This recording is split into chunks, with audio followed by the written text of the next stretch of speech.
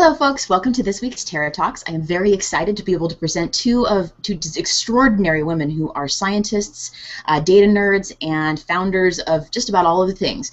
I would love to introduce to you this week for our broadcast on women in data science, Portia Burton, who is the founder of the Portland Data Science Group, and Jackie Kazil, who is a Presidential Innovation Fellow and a fellow data scientist. These women are extraordinary, and I'm so glad to have them on with me today. I would love it if you'd take a minute or so to introduce yourselves. Portia, go. All right. Hi. My name is Portia. I'm founder of the Portland Data Science Group. I'm also the founder of PLB Analytics, which is a data science firm that solves problems using data science and educates the population on what exactly is data science and how we get started. Awesome. And Jackie, let us know. Okay. Yeah, so I just actually wrapped up my Presidential Innovation Fellowship in June. But I'm also currently working on my PhD in Computational Social Science and working on a book for Riley on data wrangling. Very cool. It's wonderful to hear you say that. It's very cool, and I think that one of the reasons why I had so many people asking me about questions about fields like web application development and data science and some of the more emerging fields in information technology is because it's a little extraordinary to see people inventing a field as they're calling themselves something. So if I could ask you both to tell me, how did you get involved in data science? Did you get college training in it, or how did you end up here? I actually started at an internship at Trapit, and I was the machine learning engineer. They needed someone to help build a content recommendation engine in Mandarin, and I knew Mandarin. So that is how I got my foot in the door, and during that time I educate myself on topics regarding data science, different algorithms used like K-nearest neighbor. And during my journey, I started the Portland Data Science Group to crowdsource the knowledge so that we're helping each other and I can learn from fellow leaders in the field of data science in Portland. That's so cool. Okay, fair enough. And Jackie, how did you get started in data science? So I think I took a little bit more of an informal path. I actually was formally trained in journalism and data journalism, which is more about taking data and storytelling with data in a way that your audience can understand. And then as I sort of progressed in sort of teaching myself programming along the data journalism side, I sort of dug more into the data science component of it until I started to go down a path of formal education with it. Okay, fair enough. What are the things that you're the most proud of in data science that you've accomplished so far? I would say that's a hard question because there's so many things that I think I'm the most proud of educating people and helping them look at their internal data and find value, business value out of it. And just analyzing works like Twitter and showing people, yes, you can have fun, but here are the different ways that you can use it and derive value from it. One thing I'm most proud of. Cool. Go for it, Jackie. So I would say, I was probably,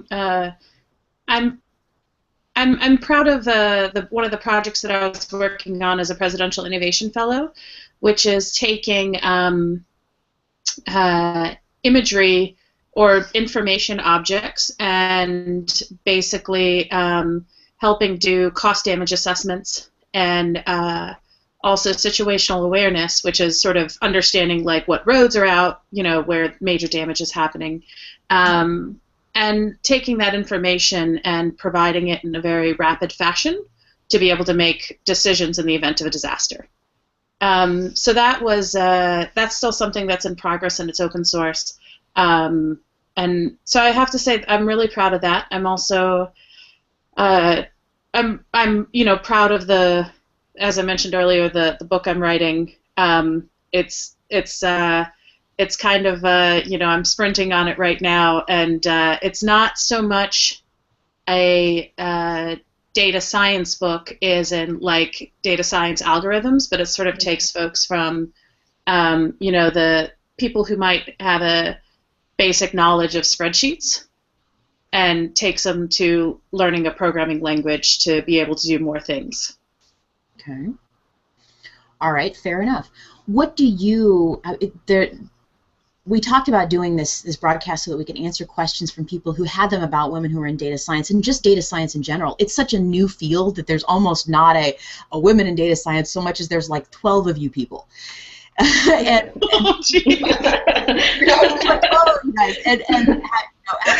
the unicorns. Yeah, absolutely. So what do you do with data science? I mean, tell me about working with it and what makes you excited in your next projects. I clean a lot of go to like New York City data.gov. I go to Chicago data.gov. I take the data sets, I clean them, and I format them in a way that I can analyze them. My next project is working on a data science class that gets people who already studied or know the basics of programming and take it to the next level and learning how to deal with, analyze, and visualize civic data. That sounds possibly boring. I'm not entirely sure which, but it sounds like more like the produce of that work ends up being really awesome infographics and stuff like that. Is that? It does. Some of the things that I'm working on now would be like the salaries of the different civic workers who work in Chicago, or we're looking at healthcare prices, or how much does it cost to go to the emergency room if you're in San Francisco as opposed to if you're in New York City. And the data is very rich, and it's really interesting drilling down and seeing how much people pay for each procedure. That's incredible. Okay, fair enough. Jackie, tell us what it looks like for you. So I think when Portia started answering the question, she brought up a great point, and that is the cleaning aspect. Mm-hmm. I think there was an article by the New York Times about data janitor work. Yes. How like 90%, I don't remember it exactly, but it was like 90% of the work is sort of janitorial work before you get to like the fun stuff. Exactly. Yes. Oh. So I just wanted to say that, and then in that I forgot the question. Could you repeat it?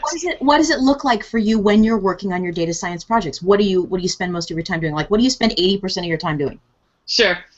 I mean, a lot of it's gathering data, curating it, cleaning it, and preparing it for analysis in a way that makes sense, and also in a way that is not sort of discounting the accuracy or sort of mistelling or manipulating in a way that makes it not fair to everything that's being represented in the data. Okay, fair enough. That's a good thing to hear, because one of the questions that I do have for both of you, especially given the sensitivity of a lot of the work that computer scientists do in data science now, is Jackie, you're getting your PhD in computational social science. That was what my doctoral work was in too, and there's a lot of issues of bias and just there's a lot of personal judgment involved in what consists of an outlier case. And so when you clean data, are you ever concerned about the fact that people in computational science, not just computational social science, may have been cleaning that data in such a fashion that it reflects their personal biases as opposed to some kind of legitimate statistical process? Well, when I clean data, I'm looking at white space. I'm looking at NANs. I'm looking at making sure that the labels match up. You bring up a good point about biases, because I feel like the people who I talk to on a regular basis about data science, that is a conversation that does not come up often enough. Like, I was at New Relic. New Relic has future talks every month, and I was at a future talk in June. It was about data science. To me, that most of the conversation was about the ethics, about what is fair, how this data should be used, and I felt like that was missing in a Portland data science group that I would like to have with the practitioners of data science. So I'm going to just sort of back up what Portia said. Yes, I think part of the cleaning process, there are sort of elements to sort of clean and curate the data, which makes sense. For example, misspellings of cities is a great example when someone was manually entering them as opposed to using a data set that was already curated for normalization. Mm-hmm. However, when you talk about biases, I've certainly seen examples of it. So in general, not directly to what I'm doing in computational social science, but in what is the term you used? Computational science? Computational science, yes. Just computer science in general. People with training in statistical methods, but not necessarily the ethics in science class that maybe some of us ended up taking in graduate school. Got it. I think there's definitely been even instances in my program where people bring up biases. And I'm not sure that all of it, I think part of that is learning by doing and, submitting your work for feedback and having conversations about it and really iterating and testing it. I know, I think you find biases every day in your life that you are not necessarily, you can say, I'm open to everything and I'm aware of everything, but you're not.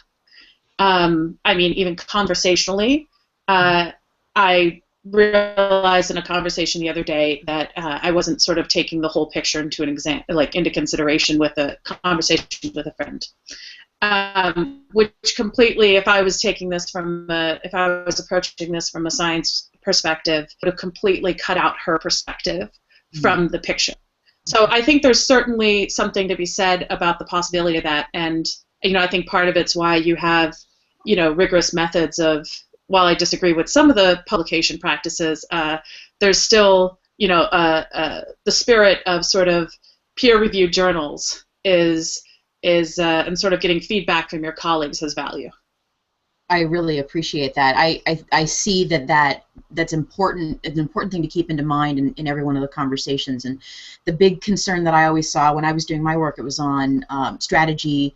I did work on a major small arms data set that involved incidents around the world of small arms transfers. And one of the things that it was in my purview to do was that I had to determine if something was or was not an event. That's a 0 to 1. There's little scale there, and it was me determining, is this an event or is it not an event? And I can, the people who clean data can make a lot of personal calls when it comes to stuff like that. So it's always been just a thought of mine. So it's a little bit of a drier subject, but it's so fascinating if you're involved in this kind of data work, and especially with something as sensitive as the stuff that Portia's working on right now. Portia, have you ever felt any pressure to represent data differently based on how important stuff like, healthcare costs in Chicago versus San Francisco? That's hugely political. Have you ever felt any pressure to change the data or represent it differently based on what you're talking about? In terms of the healthcare data set, no, but not really. You have to have that conversation with all stakeholders about the scientific process, about statistical methods, and a big skill in data science is being a transparent communicator as well. And I try to bring that in my profession. That's a great way to put it. Okay. Yeah, go ahead. Sorry, I'm just so enthused. I'm a data nerd. Yeah, no, that's basically what I try to do is make sure to have these conversations and make sure to tell them we're not massaging the data to tell us what we want it to tell us. We're agreeing with the methods, and we're going through this process multiple times. We have other eyes to look at our process to keep it more fair. Wow. or attempt to. Is there anything else that you would like to say before we go to the questions and answers over here? Is there anything else, anything that you want to say about what it is that you do, what makes you excited and happy, and anything you want to talk about? I'm excited how new this field is. Like, I'm excited about taking data and turning it into information and products that my clients and that my community can use and can at least can talk about. I think this is, and like I said before, this is a very exciting field, and I'm so happy to have the privilege to be a part of it. That's awesome. Jackie? So yeah, I want to reiterate, it's a really great time, and there's just the number and data sets that you can look at is just growing exponentially. So there is so much you can cover, and I think one of the great ways to get into it is by already being an authority on a certain subject area. You bring a extra knowledge and context to the subject, and by digging into the data, you can just sort of, around that subject area, you can just really amplify the meaning behind that data. Fair enough. Domain knowledge is key, and domain knowledge, I mean, that's how I got into data science, is because I had domain knowledge of Mandarin, and domain knowledge is a great way to get different people's perspective in the data and to, as I said before, get a bunch of stakeholders together. That is very, very awesome. Okay, fair enough. I've got like 7 questions from people who've asked me over the course of the week. Some that are confidential, some that are open. So I'm going to just kind of get plowing here. And anybody who would like to ask questions, who's watching now, please feel free to ask your questions using the Q&A application here in the Hangout, or you can always just tweet me. My Twitter handle is right there, and I will pass the questions along and kind of moderate as we go. Okay, question number 1. This is an awesome question, and it actually often happens on this conversation, no matter what the topic is. It's a young woman in a rural area, and she would like to know how she gets started in data science when there's nobody around here that does this kind of work. How does she get started, in the middle of absolute nowhere? I would say there's a lot of sources to be had. Check GitHub. What I do personally is I go to PyData. PyData is a conference which includes Python, how to use Python in data science. And when I want to learn something new, I just go to the PyData website and look at past talks. So that's one way. I think Coursera has some data science courses as well. Okay. Yeah. Coursera has a lot of great courses. I think even there's actually some sort of certificate program happening with Stanford maybe on Coursera. I don't know, but they have like a whole series. I would also say, as far as like, there's sort of learning, there's sort of different components to, I think, data science. There's the software part of it, and then there's also the actual statistical part. So I think, I find that project-based learning is a great way to sort of tackle teaching yourself something new. Mm-hmm. So I would actually recommend finding... Let me stop you really quickly and just ask you, kind of translate that down a little bit into just graduated from high school. So project-based learning and Coursera and GitHub, what does this mean for somebody who's never tackled it before, who's taught themselves programming? Where do they go and what do they do? Kind of step it to, like, step number 1 is go to this website. What do they do? Got it. So there's 2 ways you could approach this. There's the one of sort of classroom-based learning and finding a classroom-based sort of method. And that's sort of a way to like dip your toe in and to learn some of the methodologies. But there's going to be this point where you learn a little bit and then you need to start exercising that, and it's going to be painful, but then you sort of like push the boundaries of your knowledge. So if you've learned some programming, and I would check out like what Coursera has to offer. I would also check out Software Carpentry. They're a great resource. Besides that, if you have the ability to attend a conference, PyData is great. And then beyond that, I would say choose a project. And by a project, I mean basically find a topic area that you're interested in. and find the data associated with that. So it could be your local community, it could be something nationally, it could be like Portia's dealing with cost of medical. I know that I think the VA released a great data set of, or was it not the VA, the Medicare or Medicaid healthcare cost data set, which has how much people were getting charged for healthcare. You know, you could use local APIs or state APIs, and API is sort of an easy way to get data sets, and then start exploring and ask, you know, and those questions can be start out simple, and then they grow in complexity as you sort of learn some of these skills as you sort of like take more and more courses.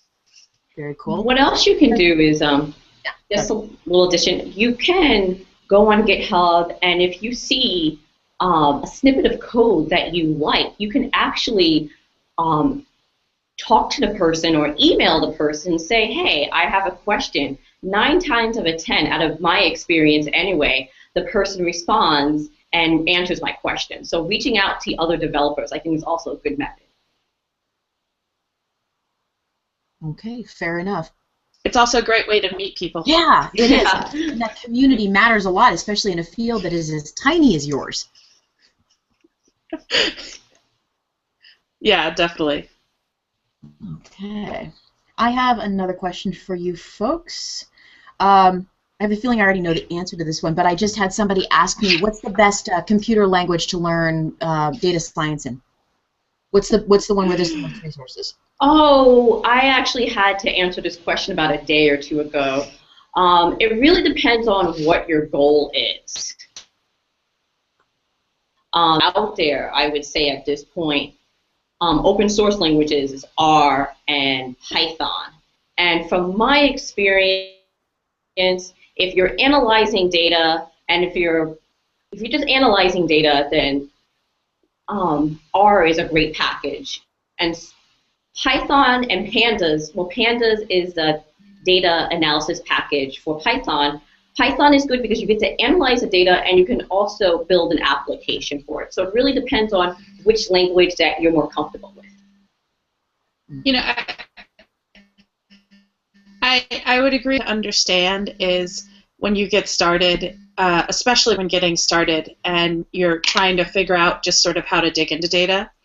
I'll say I come from a Python background, and I'm always worried that I'm biased on that, like that I like Python because and I might recommend it. But I would also say that if you're learning something in R, or R feels more intuitive to you, then just completely like pick that up and learn it, because those skills will translate to other languages, and you can worry about if something else wasn't as intuitive to you learning that later. Okay. The next question that we have here is a question, and this is one of the confidential questions. I've had a woman have a bad experience at a data science meetup, and she's not comfortable going back there again. It's probably closely related to the rural question answer, but what advice do you have for someone who's been turned off by some of the issues they've seen in the community but still wants to do the subject matter? That's a very hard question. Exactly. It's a hard question. That's a very hard question to answer. I would say look for another mentor. Keep going. There are many people who have a negative experience, and find allies, find people who would speak up about these negative experiences, and just keep going. But I know that's easier said than done. Yeah, I'll agree with that. I think so. I also run PyLadies as the founder of PyLadies DC, a group for women women Python programmers, and part of creating that was because of the reason that you just described. However, when you're in a situation where you're the only one or there's only one other woman, it might be a little bit harder to sort of found a whole community.